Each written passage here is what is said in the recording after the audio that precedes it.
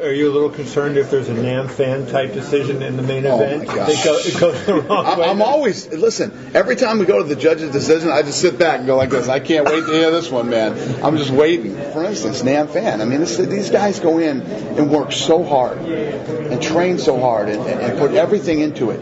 And to go in and lose a fight you didn't lose. It's one thing to not get the money.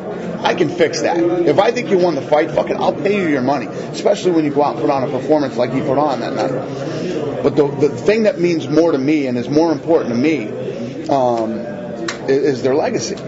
You know, when you go out and you fight, let's say you're supposed to be like Roy Jones Jr. had that loss on his record that he shouldn't have had. Bones Jones, in my opinion, has a loss on his record that he shouldn't have right now. That's what really means something because, you know, 20 years from now, people are going to look at Bones Jones' records and maybe he could have gone undefeated, but that one blemish there, people aren't going to go, oh, the referee was a moron and screwed that fight up, and that's why he has that one loss. Nobody will ever remember that. They'll just know that he did lose one fight when really he shouldn't have. It should be enough.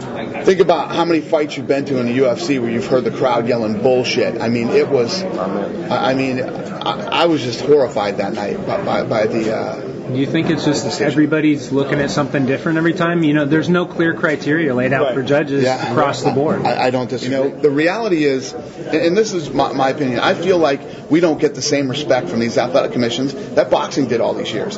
You know, this is a real sport that continues to grow, that has millions and millions of fans, creates tons of revenue for all these different states. Get in there, figure this thing out.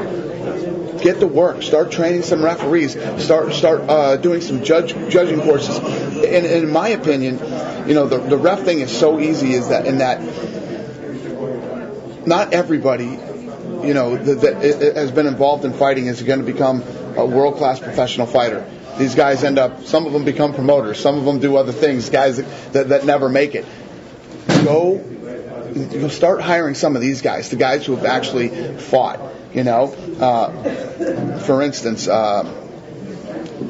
he's my favorite referee, and I can't think of his name right now. Herb Dean. I mean, Herb Dean has fought, he's trained, he knows what he's looking for, and the guy is a phenomenal referee. Phenomenal referee. He's the best referee in the history of this sport.